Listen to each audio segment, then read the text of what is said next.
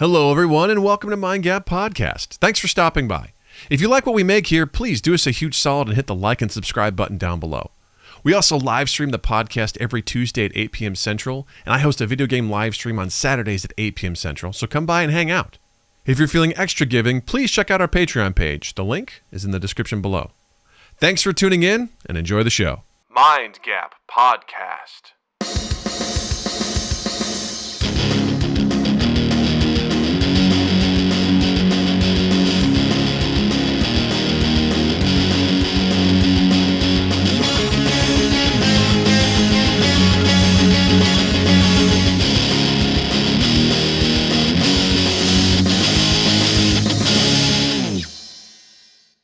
Hey everybody, welcome to Mind Gap Podcast. I'm Doug. I'm Justin. And we are joined this week by two megastars. I'm talking two top-notch folks that we're super excited to have here. They have their own podcast called Fandom University, which is amazing. And they're both very talented. One of them has written a book, and we're going to talk about it. And we're super excited to have them here. Please welcome Sergio and Shaun.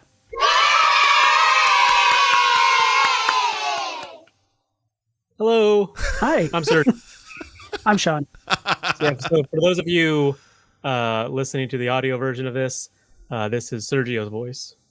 I think, you know what, that's actually something good. We haven't done that before, and I'm like, that's probably something we should do moving forward is like, for the audio, this is who you're listening to. Say your name, and we're good to go. There you go. Thanks for starting a new trend. Very, and thank you both for being here. minded.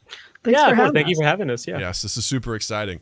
Like I said, you guys, you have a wonderful podcast called Fandom University, which if you have not checked it out, I highly recommend. I don't want to butcher what it is. I'm going to let you guys explain what it is that you do, but please tell everyone about your podcast. Shaun and I have been friends for since we were 15, 14, since like 20 freshman year of high school. Yeah. So 25 years now, and we've been doing this sort of thing. Like I used to have a tape recorder, like old like full size cassettes that we used to do like improv shows. Like he would come spend the night at my house, and we would make like radio shows, and we would improv like fake commercials and stuff. So we've been idiots for quite a while. So we've always talked about the stuff that we love, which is, you know, comics, sci-fi, fantasy, movies in general. And, you know, we've done several different podcasts over the years. And then we decided to try to make another one. And we're trying to hammer down exactly what we wanted to do. And Shaun's idea was, well, like my problem is I get too hyper fixated on one thing, and that's all I want to do is consume that content for a short amount of time until I burn myself out on it, and then I just move on to the next subject. So I was like, well, why don't we do something like that? Well, we just talk about something that for 2 or 3 episodes, and gobble up whatever we can, and then just move on to something else. Which it's like might not be the best as far as like Marketing. Marketing. Like, here's a podcast about everything. Welcome to our show, which is a podcast about everything. And I got to tell you, we feel the marketing pain there. Difficult growth. Oh, yeah. Right.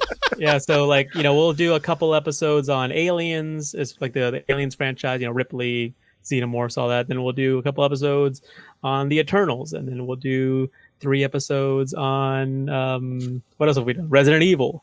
Yep. And so We just did Scream. yeah, we just did Scream. I'm wearing my Scream shirt Look at that. now that my wife bought Nice. for me.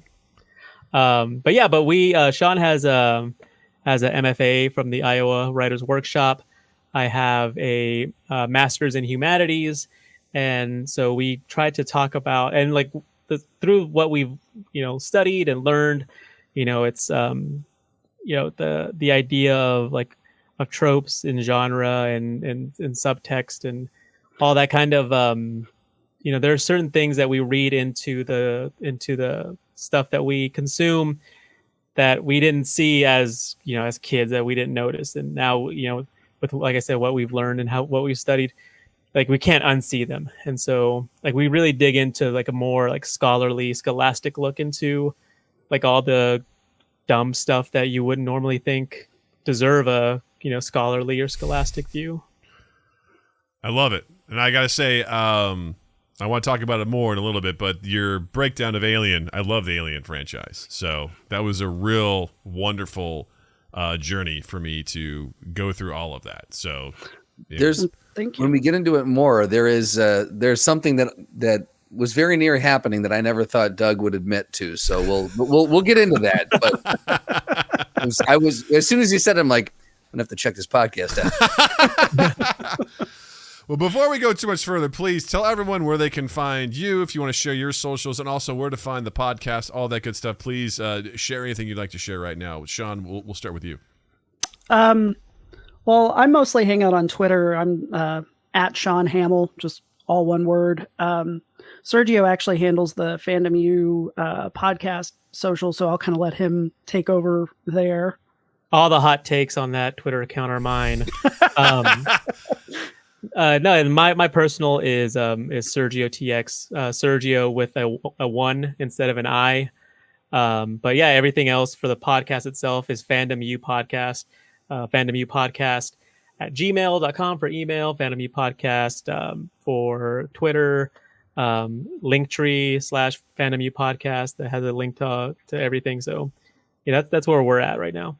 Awesome. That's fantastic. And I want to clarify, it's Fandom U, not Phantom U. Yes, Fandom. Yeah. Cool.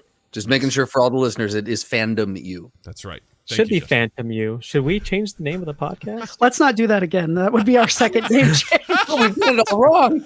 Oh no. And We're Shaun, to Mind the Gap podcast and oh Jesus, the amount of times, all that. Yeah. Nothing's ever been called that. And Shaun, you also have a book as well, correct? Yeah, I wrote a novel called A Cosmology of Monsters. It came out back in 2019 from Pantheon. The paperback's out now from Vintage Anchor. You can buy it pretty much anywhere you get your books, Barnes & Noble, Amazon. You can actually walk into stores and find it on the shelves in most places, but they can order it if not. I'd appreciate it if you guys checked it out. I just sold my second one that I'm hoping will be out next year. Oh my gosh. So maybe we'll get to come back. I'll get to come back and talk about that one. There you go. Dude, that's amazing. Congratulations. Thank you so much. So awesome. That's wow. I can't even fathom that. Nope. That's incredible. Please go check out their stuff. It's absolutely worth your time, and we're going to talk more about it in a second. But before we do that, real quick, let's get through some housekeeping. So, first things first, I want to shout out to all the folks who support us on our Patreon, patreon.com/mindgappodcast, to Wolf's Lore, to Richie Armor, to Zinni, to Slotty Bartfast, to Almighty Crit. Thank you all for supporting us. We appreciate you. We love you. If you all feel generous and would like to support us in our endeavors to, make a more high-def sounding fart board, please head over to Patreon, support us, drop us whatever you feel like. We'd appreciate it. Second of all, if you'd like to join the Mind Gap family, we have a Discord. The link is in the YouTube description below or in the show notes. You can find it right there. Head on over, sign on up, join our community. We've got all the great people we talk about all the time. Hang out there. We post memes. We set up game nights. We have a really good time. It's a wonderful place. Please come check it out. Also, if you'd like to support us through our merchandise, please check us out on redbubble.com. Pick yourself up something nice. There's a lot of good stuff to choose from. You got hats, you got shirts, you got hoodies, you got backpacks, whatever you want. Pick yourself up something nice. You deserve it.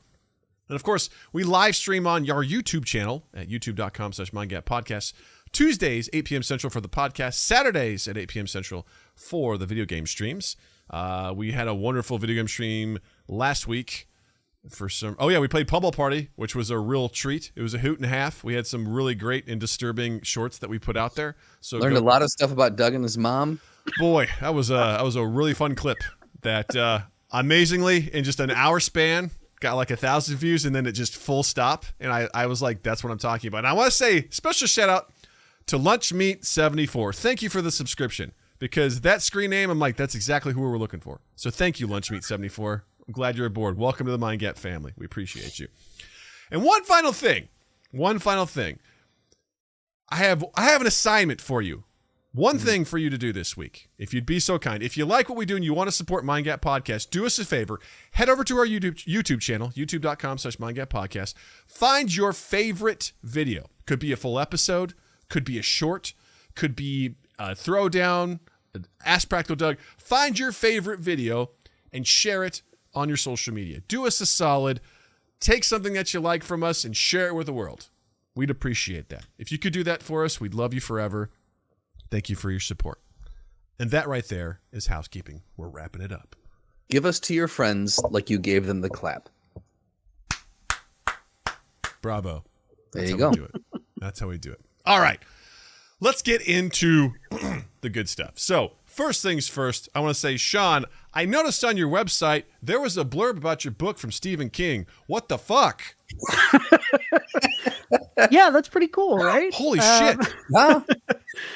Yeah, that was an extraordinary piece of good luck that I did not think was going to happen. I don't know Stephen King. I don't know any of his friends or family. Never read his stuff. I don't even know who he is. Don't know who he is. Apparently, he's a writer of sorts. He's a fan of mine, I guess. I don't know. I put his fan letter Join on the club. Am I right? No. No, it was a really neat thing. My book's publicist at Penguin Random House, Abigail Inler, knew Stephen King's publicist. They're actually friends, and she got Stephen King's publicist excited about the book. So she read it and liked it so much, she passed it on to her boss, and he agreed to read it. And I thought, that's as far as it's going to go. This guy gets handed so many books by so many people every single day. That he kept actually for about a week after that, he kept emailing my publicist because he was traveling, and he's like, sorry, it's taking me so long. I'm traveling. I'm still reading it, which I thought was unusual. He didn't have to do that. He's Stephen King. He doesn't have to do anything he doesn't want to do. And then he actually sent the blurb, and I got it while I was at work. I was walking back to my office from the bathroom, and I just saw the Gmail pop up on my phone. It was like Stephen King blurb. And I was just like, holy shit.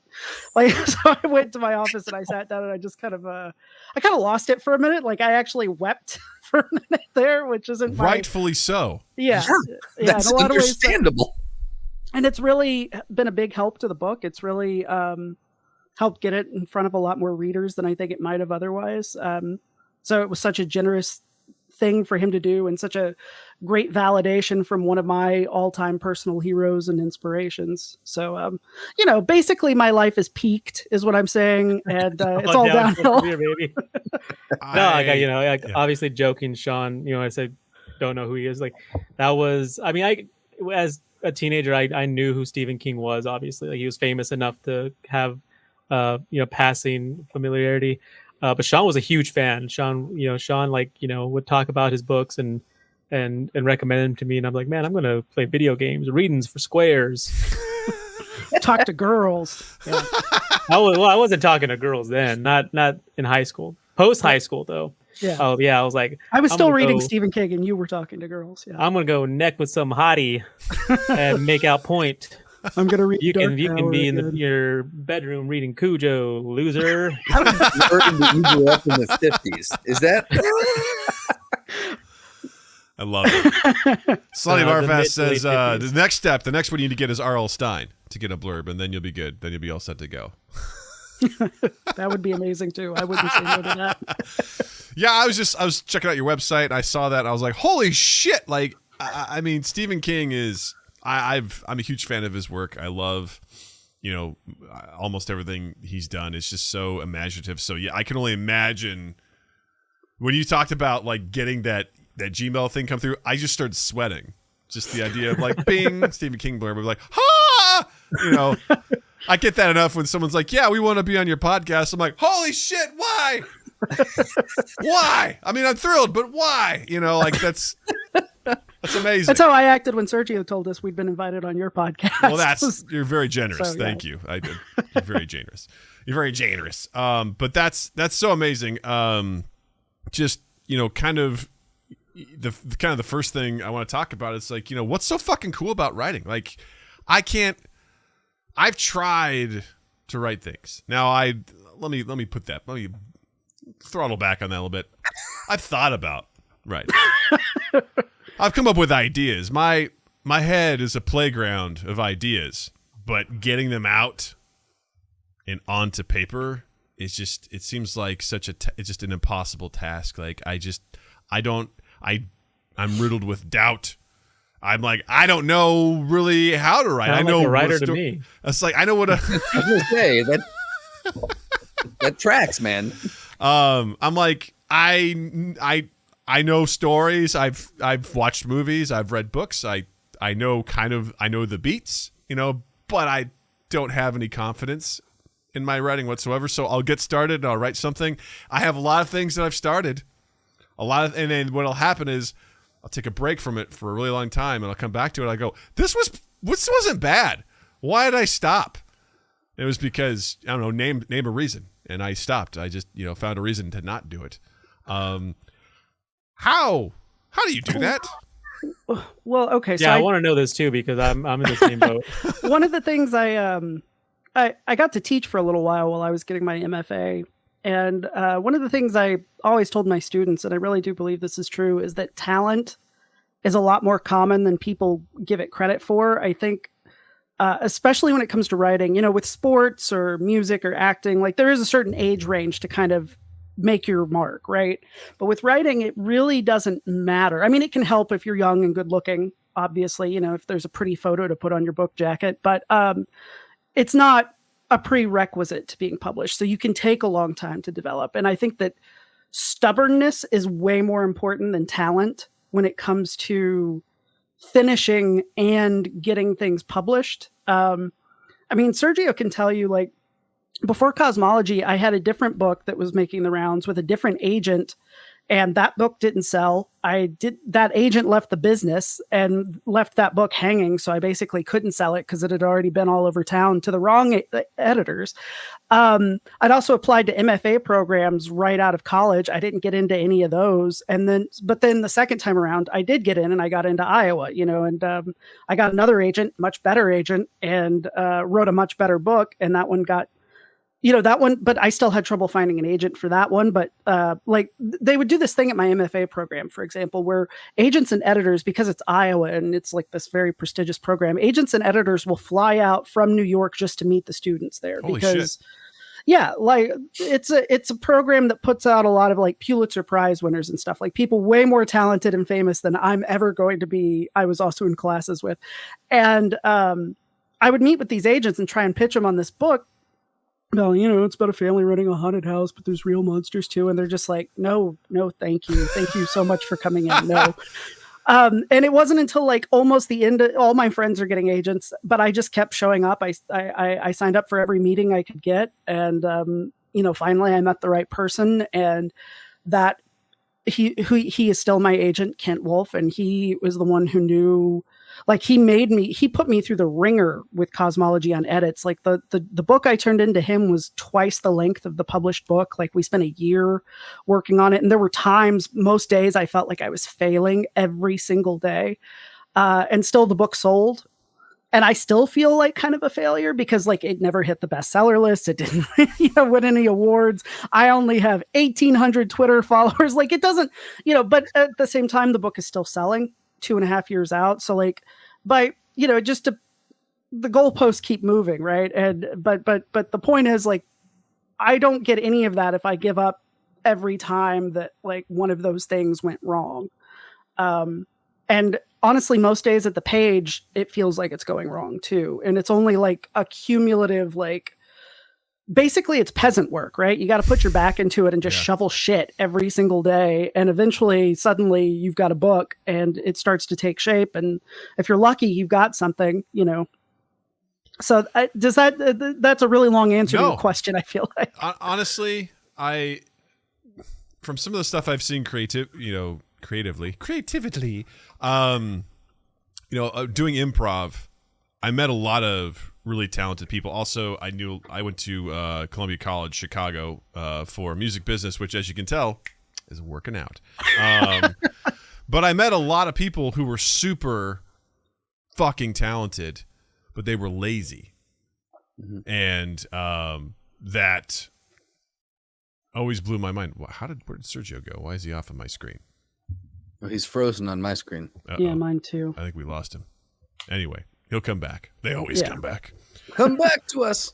I met a lot of people that were just unfortunately like super talented, but they were lazy. Like they didn't put in the work. And I for some reason I'm like, oh, like if you're not talented, then that's it. Like you got to have the talent, and that's it. And there's a strong. I can't believe I'm bringing this up again, but it's like this book called Strengthsfinders, where it talks about. It's not just talent. They compare it to Joe Montana, right? And actually, they used Rudy from our favorite movie we like to talk about in here, which is, Rudy from the movie Rudy is trying to play football at Notre Dame. He lacked the natural talent. So if you were to weigh him or give him a score out of 5, he was like a 2 out of 5. But his effort was a 5 out of 5. So if you take the 2 and multiply it by the 5, you get a 10. If you take the same example with Joe Montana, who had the incredible talent and also had the incredible work ethic, it was 5, and a 5, you multiply together, it's a 25, if you were to kind of put that in there together. So talent is definitely important, but having the effort to go along with that is equally important to make sure you can maximize on the talent that's out there. And so, yeah, I find like that's what's speaking to me when you kind of like talking about that sort of stuff. Yeah, absolutely. I mean, just keep showing up every day and doing the thing, and sooner or later, like if you care enough about it, and I think a lot of what makes a good writer is, just good. I mean, it's practice, 1, 2, and 2, passion. Like you have to be interested in what you're doing. You have to be, I think that, that's part of where the talent comes in, right? Is that ability to see, to think in a certain way. But really it's mostly about showing up and doing the work, because I've met a lot of writers more talented than me who should be better published than they are, and who may someday still get there, but who just, I guess, weren't as willing to take that punishment as I was. I don't know. Because I would not consider myself a super talented person. I would consider myself a pretty stubborn person. I think that lends to it, though. I mean, like what both you were saying is that a little bit of talent and the work ethic or the tenacity can any day of the week beat someone who's got a ton of talent and will not put in the work. And I feel like that if you start with a little talent, I honestly feel that talent can grow past where you started. So like if you look, it's cultivating it. So like if you look at where you started as a writer, you may thought, or you may still think, I'm not as talented as some of that. I bet you're far, far more adept at doing what you do now than when you started, and you're only going to continue to get better at that too. I think that is something that can be cultivated. Yeah, absolutely. And so yeah, I would say if you're interested in writing, just keep at it. Like just try and make some time every day if you can, or at least 3 to 5 days a week, and just keep showing up and give yourself permission to write awfully some days, like, and pick a word count goal and stick to it. I'd say like one of my favorite writers, Laird Barron, says he aims for about 400 words a day, which is very doable. I usually shoot for about 1,000, but if I'm not feeling it on the day, I'll like give myself permission to do like 400 or 500. And usually I end up doing more than that, but just by lowering that expectation in my head, I kind of can take the pressure off. Or if I need a day where I just do less, then that's fine. But I would say don't take months off from a project if you can help it, because it'll go cold. It gets harder and harder. It's like going to the gym, right? It's when you've been away for a week, you don't want to go back. You just got to show up. Yeah. I try to, I have these epic sprawls in my brain. I'm like, why am I doing? Why? Why is this the only thing I think of? Like these just epic journeys. I'm like, good Lord. For me, the goal is put an outline together. Let's start there. Let's just. Doug has sent me a few of the outlines, and like they are, I say this, they are Tolkien-esque in scale. Like they are gigantic, massive, intricate worlds that he's built. And one of the outlines you sent me was like, it in and of itself was like 10 pages or something. And it was just massive.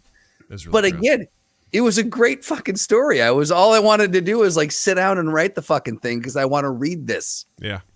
Stop depriving us of this. I'm trying. Sort of. Well, and you've also got a little kid, you know. I have all the excuses in the world not to do it, you know. So I got to try and actually put it out there. That's my only thing, you know. So well, you know, it took Tolkien like what, 22 years to write Lord of the Rings. Like it took him a while, and that's pretty much all he wrote, right? He published 4 books in his lifetime, and then his kids, you know, made hay out of his notes for another 40 years after that or whatever. But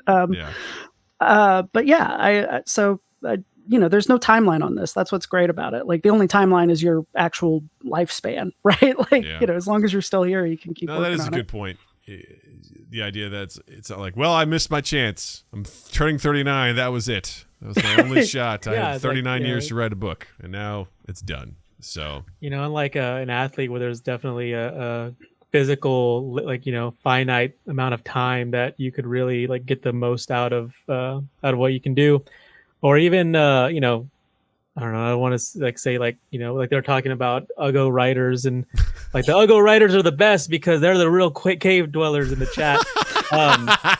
But you know, like, you know, you don't, you know, unlike like movies or TV or even music, you know, you don't necessarily have to have a good look to be marketable, you know. Like writing, you know, is one of those things where Shaun, you're adorable, and I don't care what anyone does. I second that. But yeah, I mean, like there's definitely no you know, the age limit or anything like that when it comes to writing. At least I can say. I mean, sure, like, you know, there's always going to be like if some like hotshot, you know, 23-year-old, you know, writes a like I think it was like Emma Cline who wrote like The Girls recently. Yes. Yeah. Like, you know, debut novel, super like, you know, great. So like that sort of thing gets buzz, but yeah, that's not the same as like, you know, like sports or movies. Well, and the other thing too about writers, you know, somebody like Emma Cline, and I don't know her background, but like one of the things I found in my MFA program where I was one of the older students is that, you know, a lot of those writers who do break out when they're younger come from some form of privilege, right? Like their parents are at least upper middle class, or maybe they're already in academia. Like they have resources that, you know, I'm assuming you guys are kind of in the same economic class Sergio and I grew up in, you know, sort of lower middle class, that we didn't necessarily have access to. So it just takes us longer. And I think that there is such an emphasis on youth in the arts that really can put sort of a, you know, like I remember I used to think about the fact Orson Welles made Citizen Kane when he was 24. And so when I turned 25, I thought my life was over, you know, but then like, you know, I finally published my first book at 36, and yeah, that's later than I would have liked. But when you take into account all the other shit I had to get through to get to the same point as these 23-year-olds I was in class with, like, it's not too bad. You know, I got there. So that's the other thing to remember. Like, I mean, you know, if you were born rich and grew up in publishing and you have a little bit of talent and you still haven't published by the age of 25, like, yeah, maybe take a look at your life and see what you're doing. But like for the rest of us, you know, and I assume most of the people listening to this, like if you want to write, you've still got time. Yeah. Well, I think too, you can find your audience, right? Like if you're, you know, like if we're pushing 40, we might not be writing the next great, you know, super relatable YA novel, but right. We might, I don't know, but you know, at the same time, there are people, if you start writing in your 60s, there's an audience of people who share your worldview, who share your experiences, your collective experiences. And you just got to find that audience. Like that's something that Doug and I always talk about with this podcast, is that it's, you know, we're not looking to appeal to everyone. The people who find us entertaining will find us, and those will be the small but mighty fan base that we have. And that's great because they like what we do, you know. God bless the 13 people that liked that short about the grizzly versus the silverback. God bless you all. And as soon as I put that out there, I saw people liking it. I was like, you are the people we want to find. Because sometimes we put out, you know, content that's a little more serious. I'm like, this isn't really who we are, so don't get too attached to us, just, but that was the one where I was like, you people are our ilk. Come find us. Come subscribe. Be a part of our family because we need you here. Well, I'm sure you guys. Oh, go ahead, Sergio. Oh, I was just going to say it's never been easier to find an audience than it is these days, too. That was just the other thing is like, if there is an audience for your work, if your work is good, you will find them and vice versa over time. You just have to give it time. I'm sorry. No, I was going to say, I'm sure that's what you guys have found with your podcast too. Like, I'm sure the people who have found you guys are people who share very similar, thought processes and are interested. Like, you guys have the people who relate to you, and you found that audience. You found your niche. Yeah, I think so. Would you agree with that, Sergio? Yeah, like Slatterbart in the chat says the lunch meat 74s of the world. That's who. That's who we need. That's who we appeal to. But yeah, like and because of the nature of our podcast, where we're constantly changing subjects and themes, it's more so about the thought process behind it.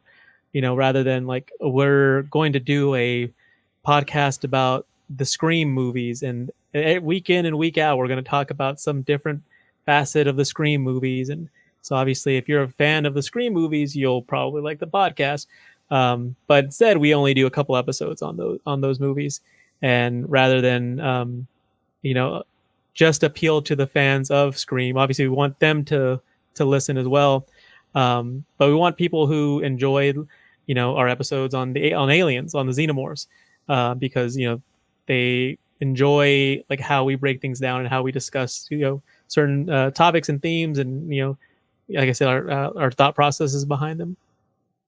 Yeah, I think that's such a good point, because there's I love the How Did This Get Made podcast with Paul Scheer, Jason Mantzoukas, and June Diane Raphael, but I don't listen to every episode because I haven't seen all those movies. Like I some of them I'll take a risk on. I'm like, I've never seen this movie.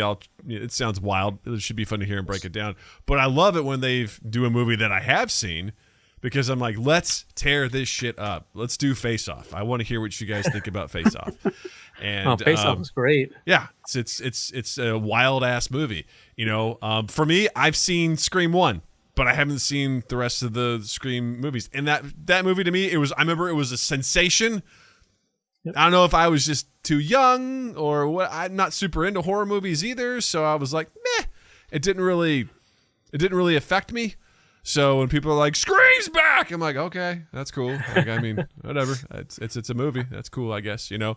So I was super into your Alien breakdown. I fucking loved all of that. I love the Alien franchise. Like, it's one of my favorite things. And I honestly had just started rewatching Aliens as I was listening to that. So as you were also breaking down like the Aliens movie, I'm like, I just watched it. I know everything you're saying. I get it. It's so cool. And in particular, I'm a big fan of Aliens. Alien 3 is a guilty pleasure of mine. It's one of those ones where you're like, I know it's not the best, but I still enjoy it, kind of thing. Alien Resurrection, I went to the theater to see that one. And you feel guilty about liking it? Not. You know what? I don't know. Expertly baited them into that, by the way. Yeah, I know. It was one of those movies where it's like, I think I feel differently about it now, but I remember when it came out, it wasn't like the other ones, and it wasn't until later that I realized all the production problems that happened behind with the numerous scripts, and just the fact that I think Fincher got added in like 5 weeks before. He only had like 5 weeks for pre-production, and it was the fact that movie got made and did as well, it looks as good as it is. I mean, that's a miracle that movie got even made under those circumstances. It felt weird. I remember watching it and being like, Hicks and Newt are dead? What? Like, spoiler. Like off muscle. Yeah, I mentioned this in one of the episodes where for some reason I got my hands on a Bishop action figure as a kid, because the late 80s and early 90s were a weird time with it. Like, it's like infantilized like these like really adult like IPs. Let's make these for children. These things that are like Rambo and a RoboCop. like, where a man is brutally murdered and brought back to life and has nightmares because he's like more like he's like a abomination of God, and he shoots a guy in the cock. Let's make that a cartoon for kids, But so I had a Bishop action figure, and I'm like, oh, this is cool. And then I'm like, oh, I'm gonna watch Alien 3 and find out like what the deal is with this guy. I find out his character. Oh, he's dead, like, or destroyed in the beginning of the movie. So and brought back grotesquely for a single heartbreaking scene. Yeah, where he basically asks like, for death. He's like, please shut me down. I don't want to do this anymore. Like, why did you do this? I remember those commercials too very vividly. It was for the aliens, for the xenomorphs, because they would spray water. You could have them soak up, and that with them spitting acid. They would show. I remember a clip from the movie with the alien queen turning and going, ah! And it's like, oh, you can have the thing with the forklift. Like, you can have that. You could. Looking back, I was like, why are you selling these to kids? This is not their movie. What are you doing? Made money. Yeah, that would be like if they made like a Squid Game like action figures, and like which they do, because like like adults with disposable income, we buy Funkos and other toys, like like this little guy that I've got, free hugs. Awesome. But these are like in the toy section of Walmart. These are at Toys R Us. Like these are actively marketed towards children. And like, it's baffling. It's kind of like weird. It's the like the 80s and 90s were wild, man. Dude, it was definitely. I love Trav Thule that goes, what better way to empathize the anti-consumerism of RoboCop than to have his action figures, right? Oh my God, so the good. Thing that I never thought I'd ever hear Doug relent even in the slightest, but after he listened to your podcast, he comes to me and he goes, "They almost turned me on Prometheus." Yeah. Prometheus is great. I saw that movie in the theater and I left very angry. I remember so when excited. Doug went to see it, he was so excited and he's like, dude, this is going to be, and he came back and he was about ready to like rage cry. I was livid. He was so angry. I was livid. I felt like I was sold a bill of goods, and it was to me, it was marketed. Everything about the trailer just screamed the first Alien movie. It was just from the music to everything. I was like, and then then I watch it. I'm like, what is this? This is not what I was expecting. And I think that was the problem, is my expectations were off. And I was so annoyed because I know Ridley Scott was like, oh, this isn't a prequel. But I was like, bullshit. It is a prequel. Like, he had his foot in both worlds, where it's like, it's not really a prequel. I was like, make up your mind, God damn it. Commit! Make up your mind, because you got things that are infecting people. There's kind of chest bursters, sort of, but not really. Then there's a facehugger at the end, kind of, and the xenomorph's kind of there, but not really. And it's just like, what do you want this to be? And I was so mad that, the ship and the planet they're on, I'm like, just make it LV-426. Just say, why does it have to be a different planet? Just make it the same one. Connect it together. It doesn't have to be like, actually, this is a different one. It's LV-223 or whatever it was. I'm like, no, just make it the same one. Why? You were referencing like that one of the engineers is the one that we see in the first Alien movie that has the chest burster, but it's like, nah, that's not it. That's not that one. I was like, what? I think the expectations that I had going into it were not met. And I left very angry, and I was like, fuck that movie. But after listening to your podcast, I was like, I want to rewatch it now with a little bit more clarity, with a little bit more understanding. And I was this close to buying it for $5. It was on sale on Apple Movies, but I was like, I don't know if I want to own it. I need to watch it again. I don't know if I want to spend $5 on it. I don't know if I want to own it. I want to rewatch it. I'm going to tell Haig, I got a new gift for you. You should not have said that. We have a fan who, whenever I rip on something, or if he just buys it for me. Like, he has a lot of disposable income, and so Doug owns Rampage now, thanks to that. Yeah, I was just kind of dumping on Rampage. Like, why would you make this movie? This looks insane and dumb. And I'll blow and behold, I get a gift of Rampage that I have yet to watch, but I accepted it. And I was like, it's sitting in my queue, and I will watch it. Gift. You don't want to be rude. Well, that's what he spent money on me. I'm gonna accept it. He was like, absolutely, I'll take it. But I definitely concede to your point. Like, Ridley Scott definitely wanted to have his cake and eat it too. Like it's an Alien prequel, but it isn't. He seemed more interested in the ideas rather than like the nuts and bolts of making an Aliens prequel. And but yeah, I could definitely I said this. I think the actual term I use is like mental gymnastics. I can do the mental gymnastics it takes for someone like, I'm going to go in and watch an Aliens prequel and then come out, be like, that wasn't an Aliens prequel. What the fuck was that? But Alien Covenant, on the other hand, is like full blown aliens. Like, I don't know who, claims to be a fan of that franchise and doesn't like that movie. Like, you're a liar, and possibly a thief, because you've stolen my time with your bullshit take. But yeah, Prometheus is if you go in expecting one thing and then you don't get it, I could definitely understand the hesitancy to buy into it. But I walked in because I have Sean's like really like the aliens sort of like connoisseur between the two of us, and I was along for the ride. I'm like, yeah, like I'd seen Alien and Aliens, never saw Alien 3 and didn't see any of the two prequels. So I was like, I really went in with zero expectations, and I found myself like, first of all, like it's just really well made. Like Ridley Scott just knows how to make a movie. I mean, like James Cameron, like I remember when they re-released Titanic for like the 20th or whatever anniversary, went saw it and thinking like, yeah, sure, whatever. It's a date night. I'll appease the significant other. And then like an hour and a half into it, I'm like, this movie's just breezing along. Like this movie's great. This movie's good. Yeah. I had that exact same experience that year. But and same like with Prometheus, it's just really well made and paced really well.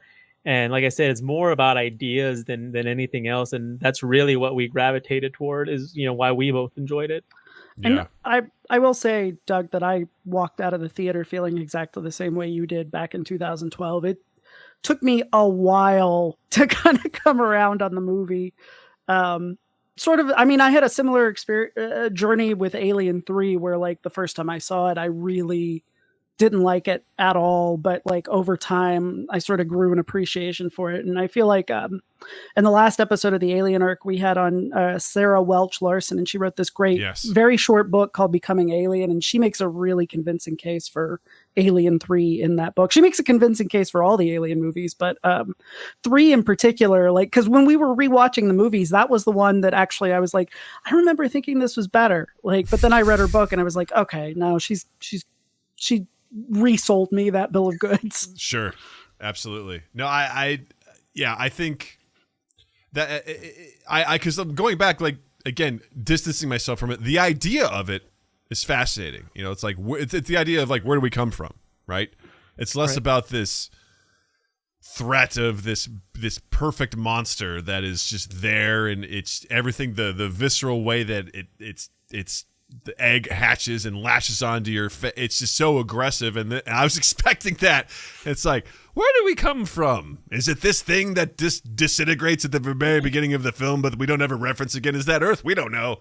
But it's a ripped dude that disintegrates in front of our eyes. And that dude is yoked. Yeah, so yoked. Cut.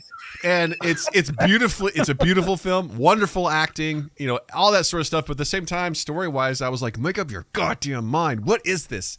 And again, I want to go back now and revisit it, because I agree with you. Alien Covenant, that's totally an Alien movie.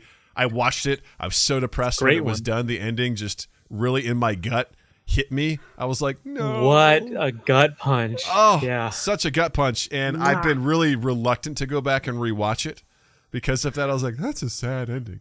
But I did enjoy it because it was 100% an Alien movie. I mean, the trailer was an alien headbutting the goddamn spaceship. I'm like, that's what I'm talking about. The action in that one. Yeah. Like it's Ridley Scott. That's the other thing about Prometheus, is like, it's got a couple of like all-timer scenes, like the C-section scene. Oh God. Like, as far as just horror filmmaking goes, is one of the scariest things. It's intense. Like, I've seen that movie like half a dozen times, and every time I'm just like, fists up to my face when that thing starts flopping at her, like after she's got it out. And I also feel like Covenant makes Prometheus better in retrospect. You know how, for me at least, it helped because True. it makes David's journey make a little bit more sense. I had trouble getting a read on what he wanted, what he was thinking, and then I feel like they have different writers on Covenant, and I think that helps. And I think Ridley Scott had a better idea of what the story was going to be, or what he wanted to say, and that really, I don't know, it makes it easier to go through Covenant or Prometheus, for me at least, because I have a better idea of like what David's end game is, what his plan is, where his motivations seem all over the place. Yes. And now they seem a little more, I can, as to use Sergio's phrase, I can do the mental gymnastics to kind of tell myself he's following, like an actual through line. Mm-hmm. Yeah, I agree. Like that actually does make it better when you're like, oh, okay, cool. They've actually bridged some gaps here. And that's why I think I need to go back and probably watch them back to back. Like watch them very close together, and I will probably appreciate them as a collective more than separate entities, because there will be because for me, story is everything. Yeah. If a story is garbage, it pulls me out. I don't care how beautiful it is. I don't care how well acted it is. I forgive a lot. Or do I, Justin? Hold my feet to the fire. Do I not? Or am I a dick about it? I don't know. You forgive a lot. You know what? I have not been able to determine what garners your forgiveness.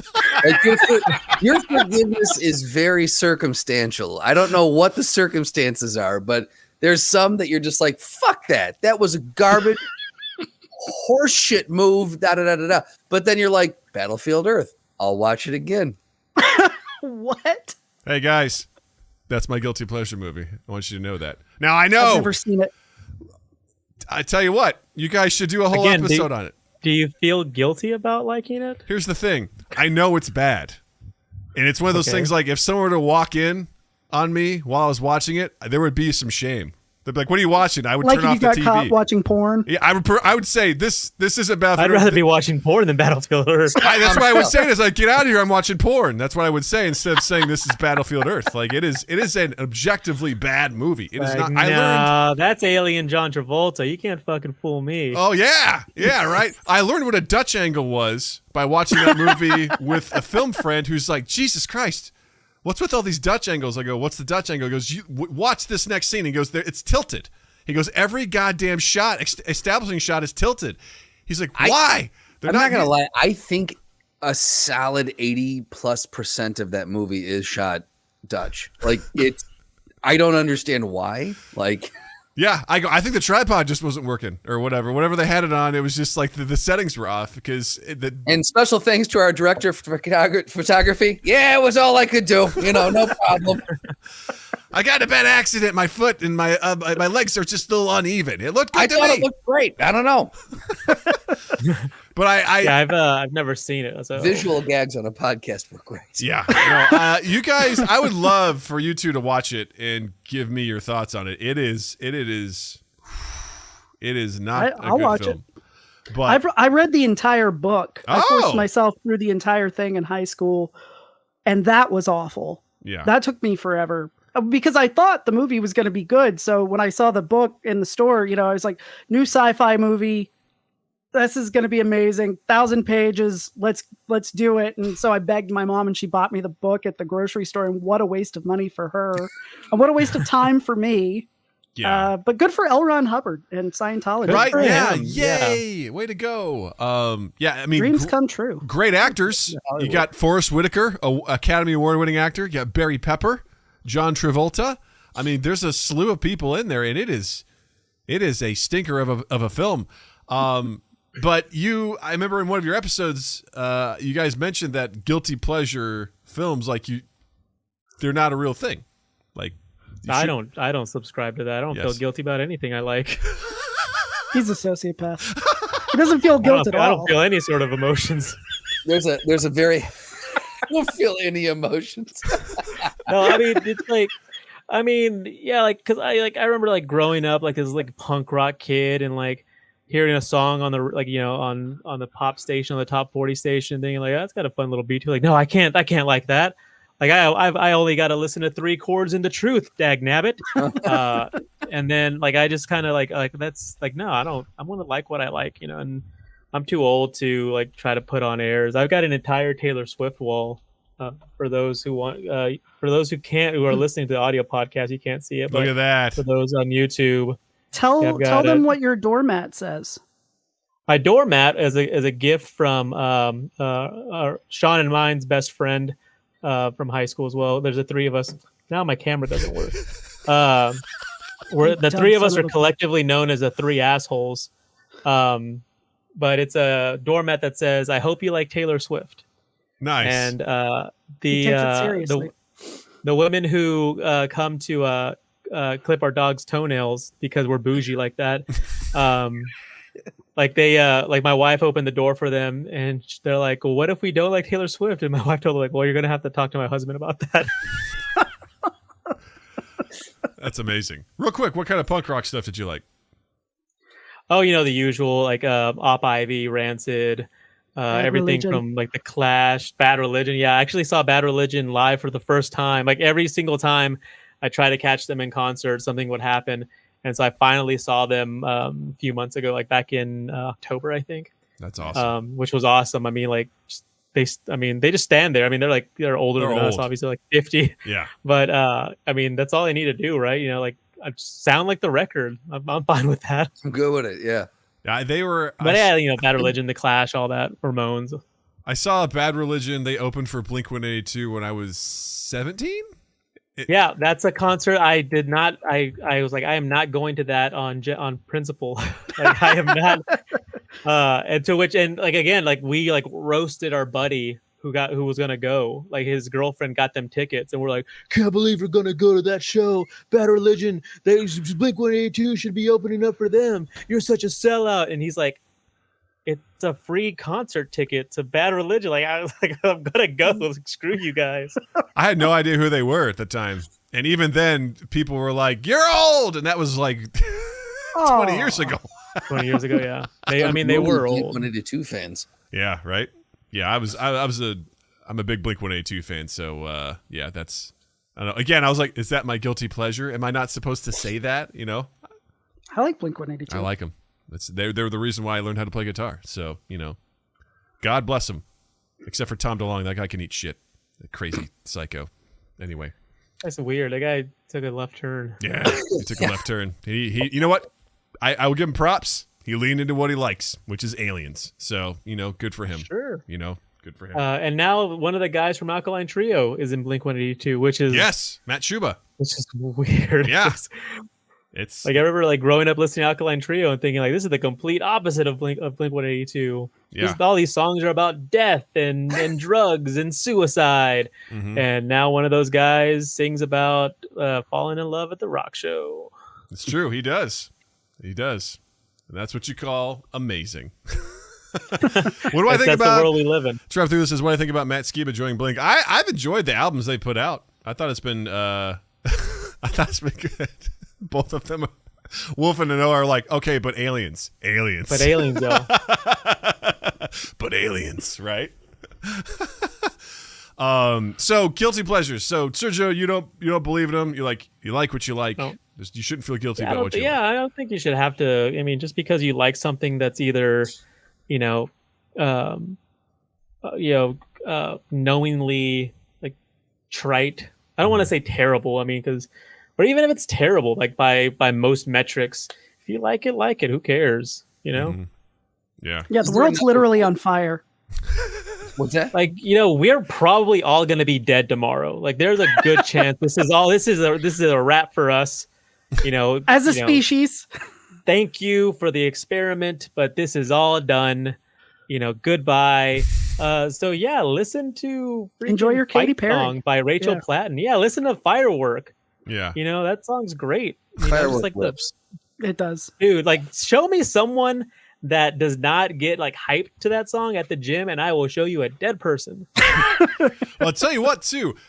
Placing the right song at the right visual moment. I love a good music placement in a movie, in a trailer, in a commercial like that. Yeah. Like when it's done right, it's like when they use mesmerizing. Eminem for Assassin's Creed. Oh, Like that was just perfect. I got so mad in the Assassin's Creed trailer, and they had Kanye like playing. I'm like, this. What was it, Kanye? I thought it was Eminem. I think it was Kanye.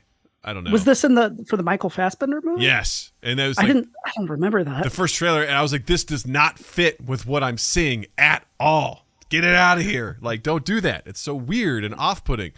But then there's other times where like the perfect music swells. I'm thinking like off the top of my head, Garden State. Like that, so much of the music in that film is phenomenal and just enhances it so well. The early Wes Anderson movies were really good at that too. Yes, like just whether it's also like Hans Zimmer bringing in the amazing original soundtrack to Inception or Batman, Dark Knight, like most of the stuff that he makes, I'm like, I'm feeling it. He's making me feel the emotions. I love it. And you add, Katy Perry's Firework at the right time. In a very compelling moment in a film, I'm going to be on my feet clapping. I'm going to be like, yeah, exactly. You're going to hear me roar. That's a different song, I know, but still, that's all I know. That one I don't like. That one I'm not a fan of. Okay, all right. I am. I like that song. But yeah, like Dark Horse is one that I feel like was misproduced. Let's just talk Katy Perry for a second. Let's do it. Yeah. Dark Horse was one that I feel like could have been produced better. I like the song with Kanye, even though that one isn't too popular.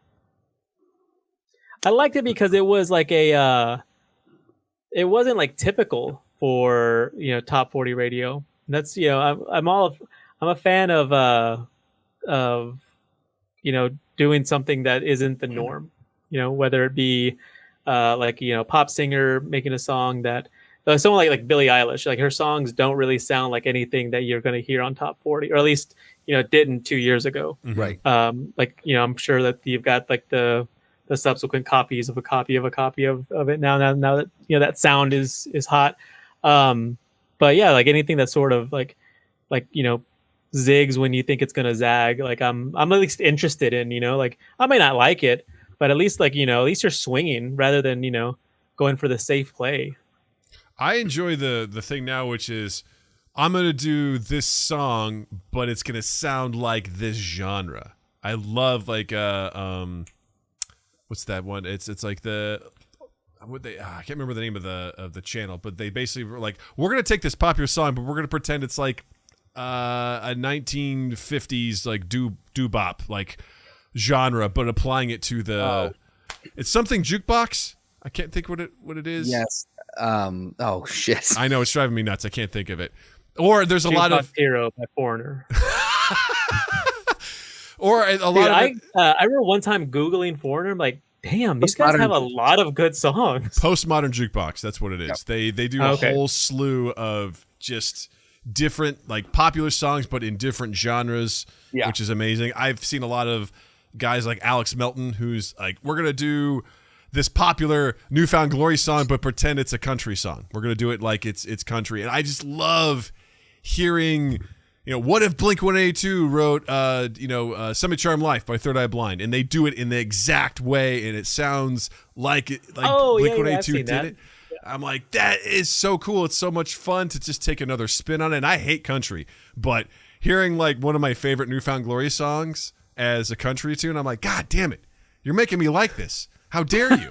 How dare you make me like this country version of this, you bastard? So what don't you like about country?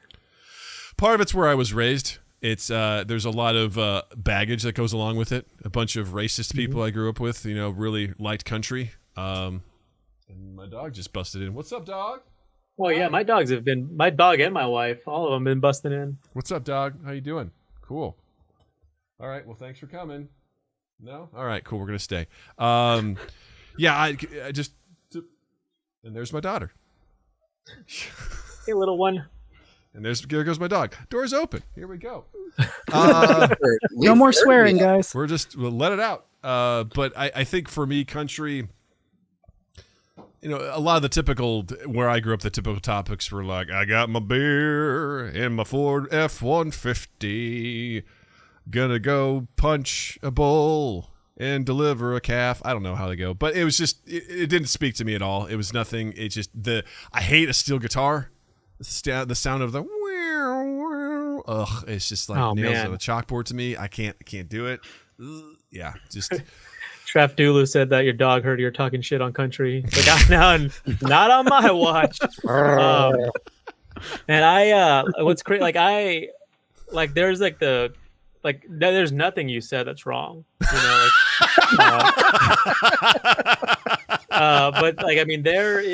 there's a lot of really good country that I enjoy. Stuff like even like more contemporary stuff like Casey Musgraves is like fantastic. Mm-hmm. I like Casey Musgraves, yeah. Like she's great. Like I listened to her on Prairie Home Companion. Like that's where I discovered her, even though she was already like really popular. But I'm like, I'm not gonna listen to her. She's country. Like the last country artist I remember like really liking was Taylor Swift. And then since then I was kind of like, all right, well let's see what we got going on. There's one, her name is, and I can't remember off the top of my head because we're recording live and that's how that works. Kaitlyn Smith. Kaitlyn Smith is utterly fantastic. I would recommend the song Topeka. Okay. Or St. Paul. She's awesome. There's a part in Topeka where there's a drop and then she comes in with the vocals and it's just kind of like, God damn, she can sing. It's fantastic. All right. Well, I've got that open in a Google tab right now. I will check that out. So Trav Thurlu also told me to look up the band Lucero, which is also opened in a tab. So I was a huge asshole about music and stuff growing up, where if you didn't like what I liked, I was like, fuck you. Like I was so just like, get your shit out of my face. It's pop punk or nothing. Like that's all I was about. And then obviously it's softened as I've gotten older. I have the stuff that I will immediately be drawn to. Like a pop punk song, I'm probably gonna be like, oh, what's this? I'll immediately get just pulled in. I've gotten into easycore over the years and just whatever. Like I have definitely a lane or an area that I head to, but I'm not opposed to listening to other stuff. It won't be my jam necessarily, but I can absolutely appreciate it and be like, that's pretty impressive. I can appreciate the musicianship, or I can do the mental gymnastics to understand why another person would like it. I think we found the episode title, by the way. That should have been the name of our podcast. Mental gymnastics. Mental gymnastics. Yeah, the same thing. I may not become a fan of the group or the band or the individual artist, their whole catalog, but there have been multiple occasions where someone's been like, check this track out, and that track has been added to a regular playlist or in rotation on a play. Like there are certain tracks that I may not like all of Casey Musgrave's stuff, but one or two tracks I may really take to, and it's just you got to have. I don't understand people who shut themselves off from different kinds of music. Like there's so much out there, and I agree that you should not feel guilty about what you like. I do subscribe to the general concept of what guilty pleasure means, but I think when taken in a literal sense, the words they're meaningless. You shouldn't feel guilty about anything that you like, unless what you like, is racist or misogynist. And or, maybe you should be feel a little guilty. Don't feel a little bad. Feel really bad if you're into like white power rock or something. Yeah. Like, If you're like, oh man, I've got guilty pleasure Screwdriver. Well, then you should probably go fuck off. I'll also add too that nowadays there's such access to so much music that whereas when I was younger I had the shitty fucking radio at my disposal, which was an alternative rock station, then it turned country. I was like, yay, there goes all my fun, everything that I like. And then there was like a top 40 pop rock place that was garbage, and that's all that I was force-fed. So because that just sort of magnified how much I disliked it. It was country, pop, bad pop, and or I had a local college station, which was just random shit. Like you did not get anything consistent, which is a typical thing. So whereas nowadays I'm like, there's so much to go and see and just explore and see what you can find, where I'm definitely much more open. Like, hey, suggest something to me, I'll check it out. Like I'm much more willing to do that because it's not like just shoved in my face.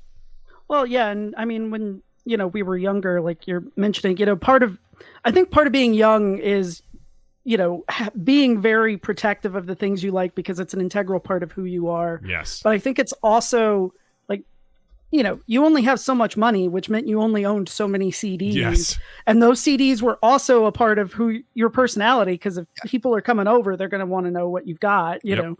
And so the like CD tower, it's like, check out who I am. Yeah, exactly. That big book in your binder, yeah. Oh shit! Yeah. I would carry that. That would come with me to all my sporting events on the bus. Yes, I'd be sir. like flipping through. You'd be swapping CDs with your friends on the bus. Yeah. Yes. Yeah. And I think that's part of it too, is there's a certain defensiveness of like, yeah, this is what I spent my money on. Like, whereas now with streaming, you can hear pretty much any single song you want to hear that's ever been recorded, within seconds. So it makes it a little bit easier to have that sort of eclectic taste. That's a very. I was gonna say, like, I agree that's definitely part of it, but we've talked about this on the show before, whereas on our podcast is there's this very, very much this idea of, it's like, I have a different opinion than you on this piece of art, and you take that as a personal attack. And I'm not sure like why that is. I mean, like I can, I can remember how I felt, I felt that way. Like, like what, like, you don't understand how the Ramones are the greatest band of all time. Like, you're an idiot. Like, I want to fight you. I'm going to take a stand against you. This is the hill I die on. Rumors about you. But my favorite thing to say is like, weird hill to die on, but at least you're dead. Yeah, right. But I mean, like, you just see it all over on social media. It's like, someone's like, man, I'm really enjoying the Book of Boba Fett. Like, well, you're an idiot because that's not really Star Wars. It's like, it fucking says Star Wars on it. Like, it's on the can. It's on Disney Plus, and they own the damn thing. Like, so. I mean, like, if it's not Star Wars, like, someone should make a phone call, because like, there's a someone's gonna do something. bootleg going on somewhere. Pretty sure I saw this character in the second movie that was really. I don't know. Yeah, like, he's like pretty like famous in this whole thing. Like, I'm pretty sure this isn't just like fan fiction. But yeah, it's like, it's this weird like, there's no disconnection between, or very little disconnection between like my thoughts and opinions on something, and it not being like, it not determining who I am as a person. Like, I'm not making it my entire personality. The things that I like, and it's more difficult as as an adolescent and a young adult, because you really haven't for the most part lived too much. So you kind of haven't figured out like who you want to be. At least I didn't, that was my big problem. I didn't know like what kind of person I wanted to be. All I knew was that, like, man, I want to talk about Donnie Darko, and I want to talk about Wes Anderson movies, and I want to talk about Metal Gear Solid. Yeah. Like that doesn't make for a personality. Come on. Yep. Yeah. That's a very practical way of looking at things. Do you like what I did there, Doug? I loved it. You got the questions, we got the answers. All you do is ask. Practical, practical, practical, practical, practical, practical, practical. Ask Practical Doug. Oh, if you've never been here before, welcome. This is the segment we call Ask Practical Doug. Inside of Big Doug, there's a tiny Doug that's called Practical Doug, and Practical Doug drives a lot of what Big Doug does. And our fans like to ask Practical Doug questions. And if you would like to ask him a question, you can submit it via our Discord channel or any of our social medias. Just hashtag Ask Practical Doug, or you can hop on and stream with us and ask us in the live chat. Today's Ask Practical Doug, though, comes from one Mr. Slotty Bartfast. And Slotty Doug would like to know, would you rather become Spider-Man or have $100 million? What's a more practical way to go? It's a great question. I like to think that if we're talking just long-term investment and comfort, it's a very simple question. It's the $100 million. Because as Spider-Man at my age, what am I going to do as Spider-Man? Like, what am I doing here? Like, I'm getting close to 40. What am I going to do? Go fight? Going to go fight crime? Be a vigilante? There's no way. I would be circumventing the law I have the responsibility to determine what's right and wrong. And there was also the follow-up question was, if I become Spider-Man, are there also Spider villains? Or am I just Spider-Man by myself, you know, in a world with all these superpowers just being like, pss, pss, you know, to what end? What am I going to do? I'm going to go out there and Spider-Man can't solve the world's problems, man. Spider-Man can't do that. With $100 million, I probably still can't either, but I can try. You can solve your problems. I can. I can turn that over to Wolf of Wall Street, Doug, and invest that money to make more money to then maybe... I mean, you wouldn't even... And create an army of Spider-Man. 100 million. Well, Trev Thulu said 100 million. I mean, that's 100 million. That's You can start ridiculous day money. trading. I could start day trading with 100 million, right? Yeah. I'm just And saying. also, is this like Toby Spider-Man? You know, where he's got the organic webs, or do you need the technical know-how to make the webbing yourself? That's a great and question. Then, you know, you never see him like learning how to swing. I mean, that can't be something that he just like knows how to do, like post Spider Bite. Well, in the Toby It movie, the might first time he tries it, he hits a wall, I think. I think we've Well, all yeah, I seen mean- like the first time any of the Spider-Men, you know, try to do anything, they fail like miserably.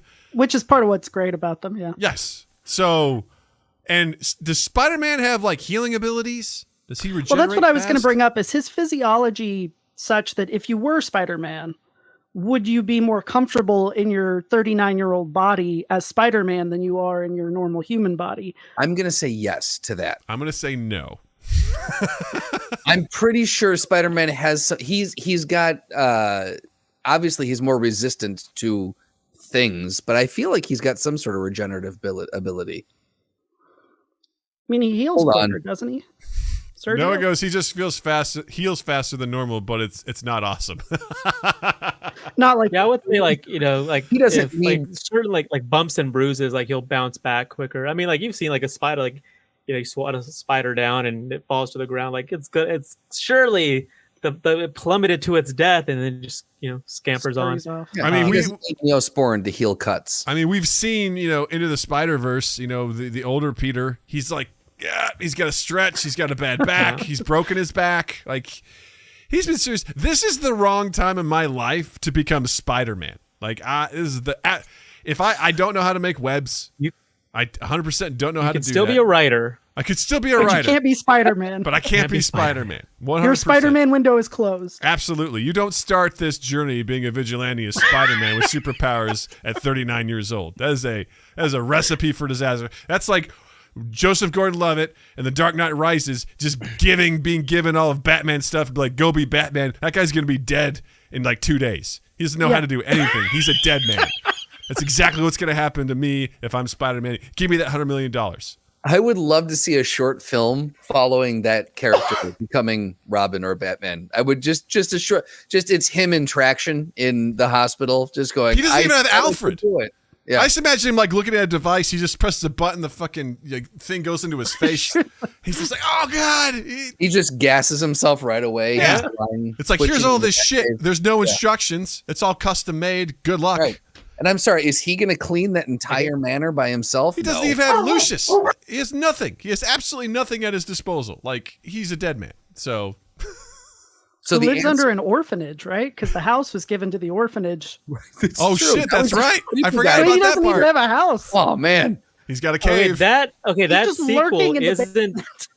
Yeah, that sequel isn't about Robin, you know, Joseph Gordon-Levitt, you know, taking up the mantle of the Bat. It's a horror movie about the weirdo who lives in the caves underneath the orphanage. Right? Who thinks he's helping? Who's been injured, but he can't get out. So he just moans and crawls around. And Right. the kids are like, what's down there? It's just, help me. You know? Yeah, it's the oh best. man, I want to see this film now. Yep. Well, wonderful. I would love to ask the practical side of our guests as well. What's the correct answer here? $100 million easy. Yeah. Spider-Man.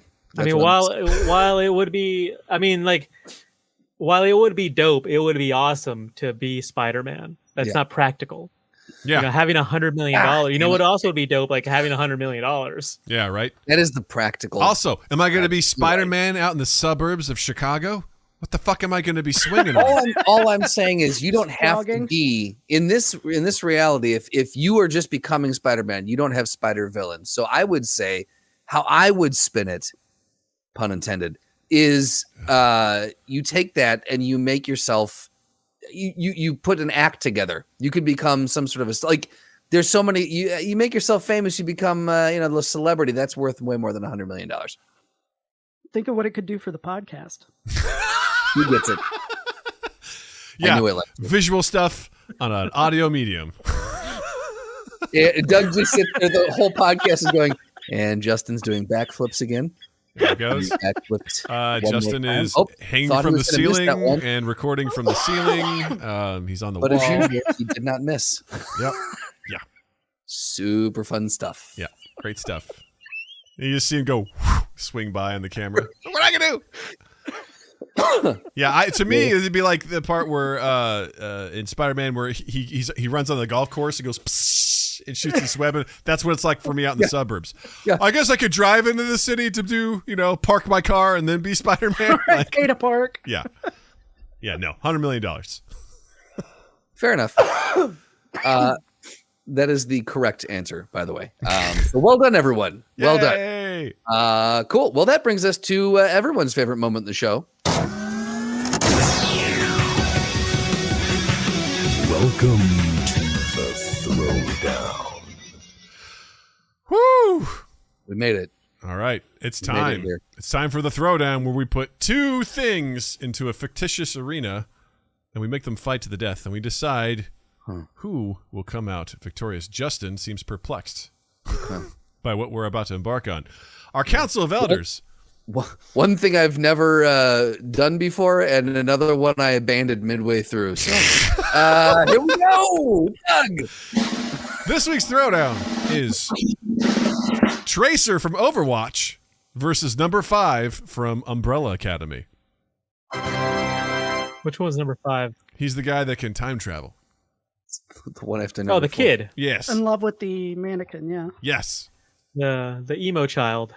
I mean, they're all emo children, but, That is very emo family. Well, they're emo adults. He's an actual emo child. very true. It's like, yeah, they're all children. No, he's like the only real, actual child. So this is interesting because they can both sort of teleport and they can, We do have a request for an ad hoc, for a real quick calling an audible here. Shaun and Sergio fight. In the chat wants that to happen. Wait, the two of us, one of us has to die? Yes. Oh, Yeah, is this to the death? Yeah. Yep. Because that could change my strategy. I would say Shaun wins out because I would let him kill me and let him live with that guilt for the rest of his life. It's the long game. knowing that it would destroy him. Wow. That's some chess level shit right there. Yeah, but what you don't know is that a best-selling novel comes out of that experience. and then I have $100 million. Bingo. And I bring you become back to Spider-Man. life. And it's as hideous as Alien 3. Yeah. It's like an Alien Resurrection when you find the room full of Ripley's. Yeah. And you're just like, Sergio's. kill me. Kill me. Sergio 6. Yeah. Sergio 6. It's like, why do you call I'm him like, Sergio you don't 6? need to worry about this room. Don't go in here. $100 Don't million go in there. get you a lot. It gets you 6 Sergios. All right, Dougie, what do we got here? All right. I will, since you are not 100% not familiar with Tracer, I'll break down Tracer here. So, Great. Tracer is a tier 9A for whatever the hell that means. She is superhuman physical characteristics. She's an expert markswoman. Are you both familiar with Overwatch, by the way? No? No. Okay. So she is kind of like the character that was on like a lot of the marketing campaigns. She has this device in her chest. There was a situation where she could not control herself from phasing out of time until someone like gave her this device, so she can like sort of blink and teleport around. She has dual pistols, which she shoots at very rapidly. She's a very fast and quick, very cheerful British person. Like, cheers, love, the cavalry's here. That's kind of like her. Horrible. Wasn't it great? It's horrendous. That's a nightmare. Just love the cavalry's here. I'll save you. The world needs more heroes. That's a perfect Tracer. Perfect. So she's This is a popular game? It's a very popular game. With that amazing voice acting I can done see why. by me, you know. Winston, it's me, Tracer. So she's a skilled fighter pilot. She has time manipulation, so she can blink and teleport, but she can also reverse time for a few seconds to like reverse herself back, which is kind of cool. Energy projection, teleportation, explosion manipulation. She has a pulse bomb she can throw out, so pretty good. Her attack potency is relatively, it's small building level. I don't know what these categories mean. I say this every week. I read them. I just go like, what's small building mean? What's small building level? She can affect heavily armored characters. Okay, cool. Speed subsonic on her own with hypersonic reactions and combat speed. Okay. She's not super strong. Stamina, range, blah, blah, intelligence. She's one of the most famous and proactive agents. She's a fearless combatant, skilled markswoman, weaving in and out of enemy lines, yada, yada, yada. Cool. Tracer can be reckless and overly playful at times. The chronal accelerator takes time to recharge. Should it be somehow damaged, Tracer will phase out of corporeal... Is it corporeal or corporeal existence? I don't know how you say that. I always said corporeal, but I don't know if that's right. You're the writer. It's corporeal. Existence. Should the chronal accelerator be damaged beyond repair? So, and her pulse pistols are tied to that accelerator, so that is her weakness. Ooh. And that is kind of who she is in a nutshell. Justin, what about... Number 5. Tier 9C. That is 9C. Bingo. It's on here twice. Let's see. Age 58, but 13 physically. Powers and abilities. Oh, we've got to do 2 different seasons. Same as before, but with improved time travel. Limited. Fuck you. All right. Season 1. Peak human physical characteristics. Cool. Was it A causality, martial arts, weapon mastery, high survival skills, teleportation, and time travel. His attack potency, street leveled, overpowered a squad of trained soldiers and can snap necks with his bare hands. Speed is supersonic, can react and teleport away from an assault rifle fired at close range. Lifting strength, average human. Striking strength, street class, plays by street rules. Durability, street level. Stamina, above average. Nice. Range, standard melee range. Several meters with teleportation. Standard equipment, none. Intelligence, he's a genius, or likely a genius. Never got to take the SATs. Mathematically calculated a feasible method to travel backwards in time using his powers. His weakness, though, cannot reliably travel back in time without using the briefcase. Is emotionally invested to a mannequin, which he's named Dolores, and is fatigued by teleporting multiple times in a short duration. Yeah.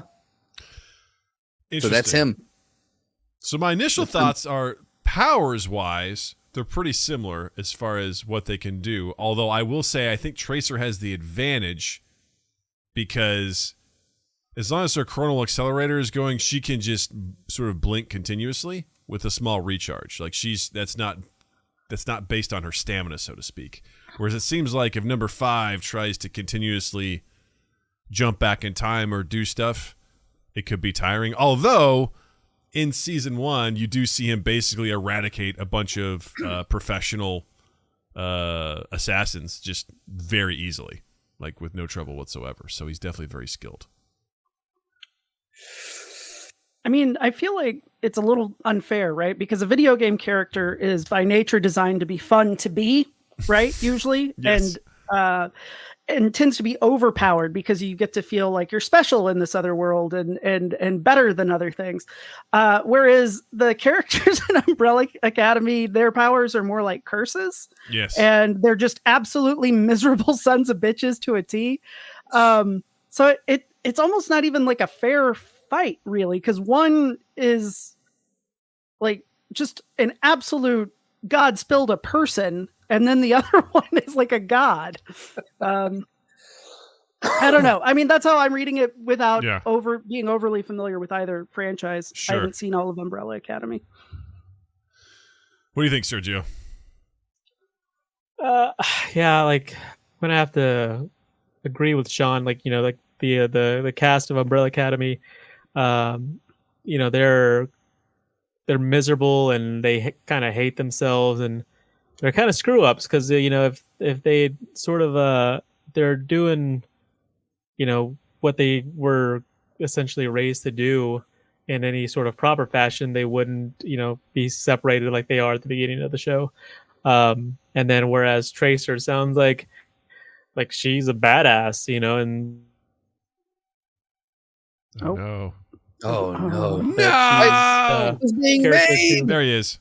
Now he's nope. Here I am. Did you lose me? I think Yeah. so. I go with Tracer.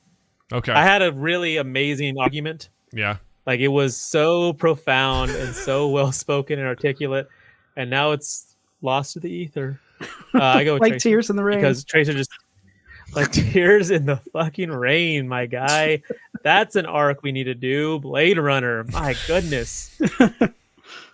My initial thought is I think Tracer wins in the short term, meaning if she reacts fastest, I think she get the jump at number 5. However, I think given enough time in the fight, number 5 will figure out that the chronal accelerator is her weakness. And I think if he attacks that and damages it, Tracer is screwed, because at that point she loses all of her power, she loses her ability to use her pistols, and she's dead in the water. So if she can react quickly and just, you know, blast him right away and he doesn't know what to do or how to handle it, I think he's screwed. But I think he's smart enough to figure out where it's coming from, and he can dismantle her if that's the case. So also, I think number 5 is way more cynical, obviously. Whereas I think Tracer's much more like, she's a hero, you know? Cheers, love! The cavalry's here! You know, she's there to, you know, inspire that stuff. So I also could see number 5. Not happy. I think that he could possibly exploit that in the initial fight and just sort of maybe analyze her. Actually, I think I'm going to give it to number 5. I think that's what I'm going to do. You made a good point, I gotta say. I just feel like Tracer, her whole shtick is that she does react that quick, right? Like, she's like, boom, boom, boom, boom. His whole thing is he can teleport, but she's super fucking quick. Mm-hmm.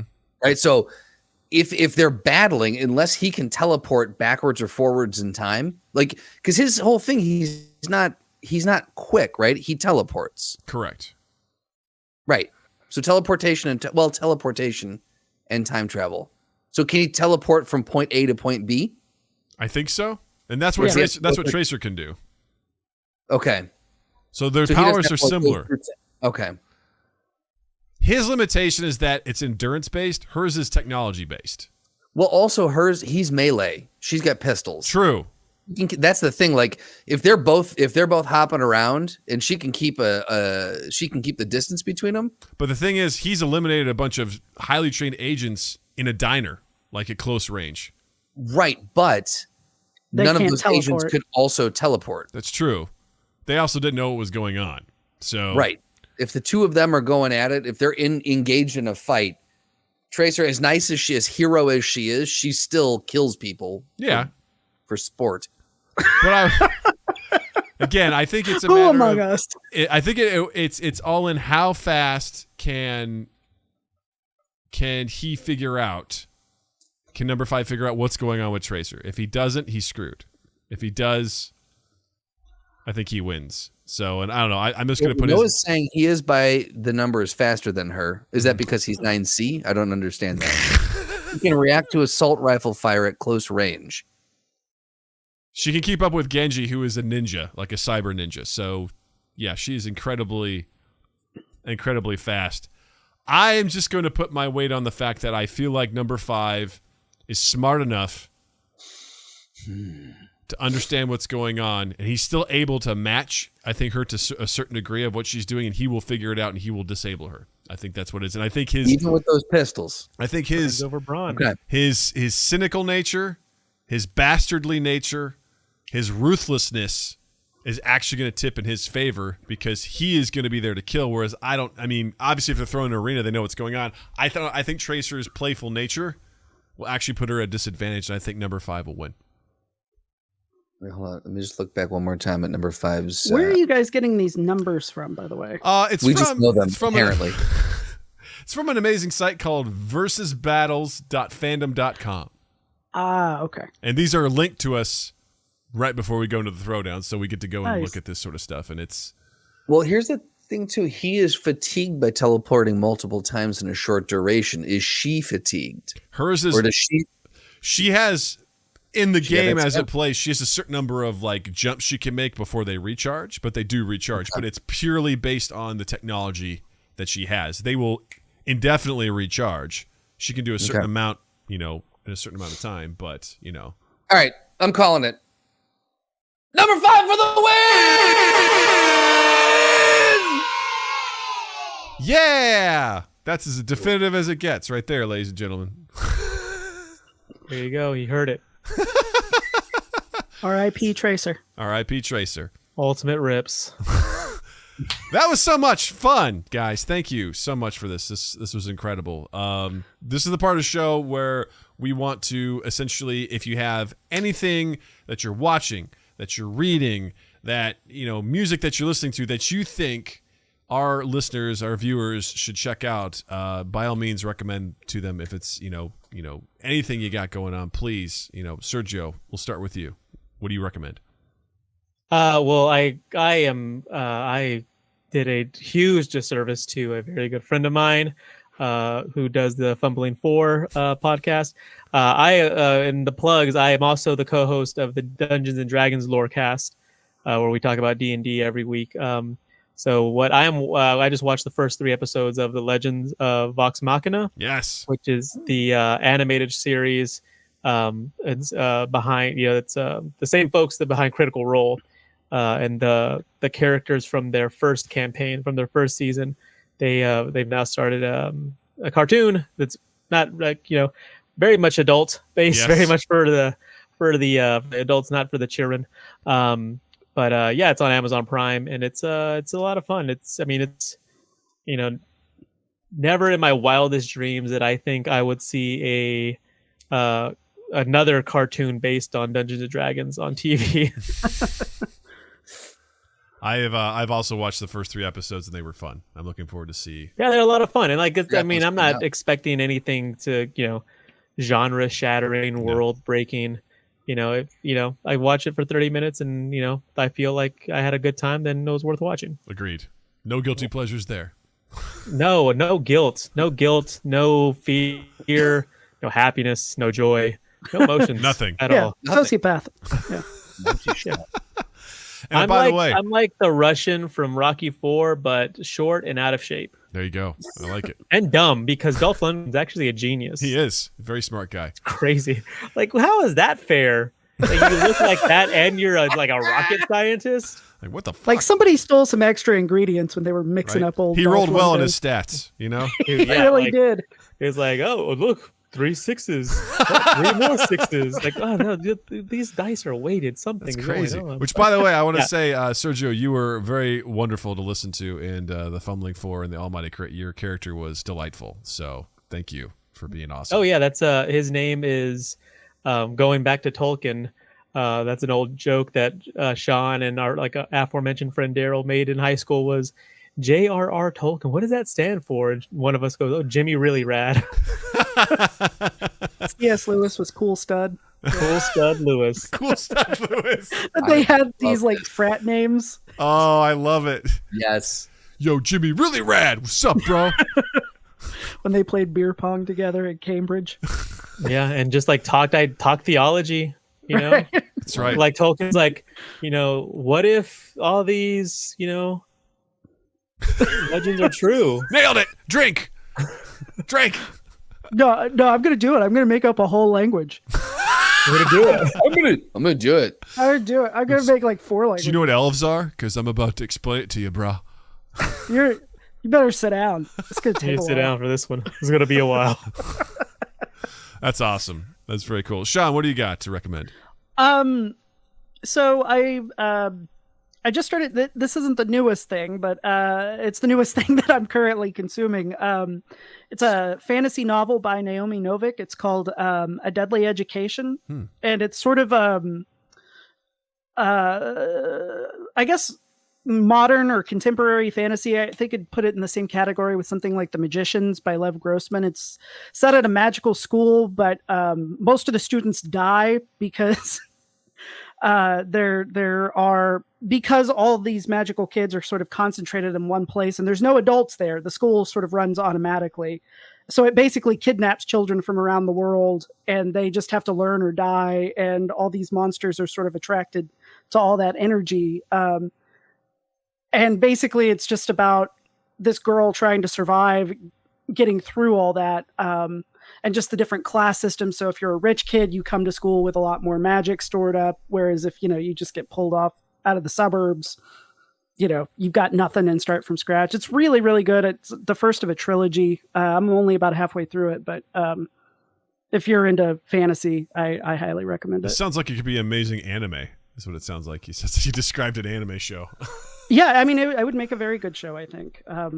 And I think the third book comes out this year, so I'm really excited. I won't have to wait very long. That's awesome. That's a really cool recommendation. I love it. Justin, what do you got? I mean, besides recommending the Fandom U podcast, I would also recommend. Oh, you getting fresh? You're welcome.